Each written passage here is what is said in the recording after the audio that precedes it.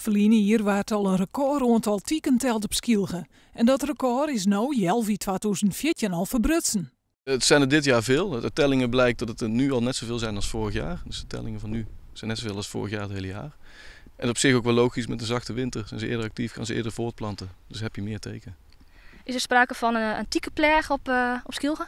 Tekenplaag zou ik het niet willen noemen, maar je moet er wel gewoon alert op zijn als je in de natuur ingaat dat je een teken op kan lopen. Dus controleer jezelf en ben er gewoon scherp op.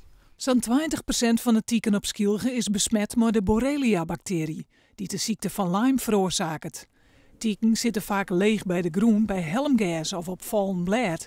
En het hier is altijd een heen bjemmen of op stroeken staat vaak tocht wordt. Siep Antoine uit Ljout controleert hem zelfs alle joenen op tieken. Ik hou er wel rekening mee. Het gaat ook een tekenbetertje ga ik meenemen van het Jout. Want ze zeiden dat mij het ook meenemen. Maar hoe het al je werken, dat weet ik net. Dat is omdraaien en dan mag ze eruit trekken. Maar ik weet net. Maar ik hou er wel rekening mee. Ik ga net rot het gras heen en dat soort spullen. Dat doe ik net.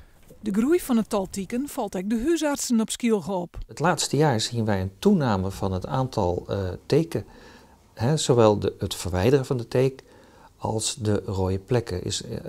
In beide gevallen is een toename te zien.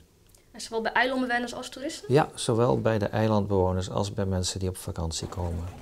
En er is meer dat opvalt. Wij zien die kring steeds eerder. Of dat mensen nou eerder alert zijn daarop, of dat die kring eerder ontstaat, dat weten we niet. Maar wij zien soms al een dag of 4 later mensen met een kring komen. En vroeger was dat 1, 2 weken.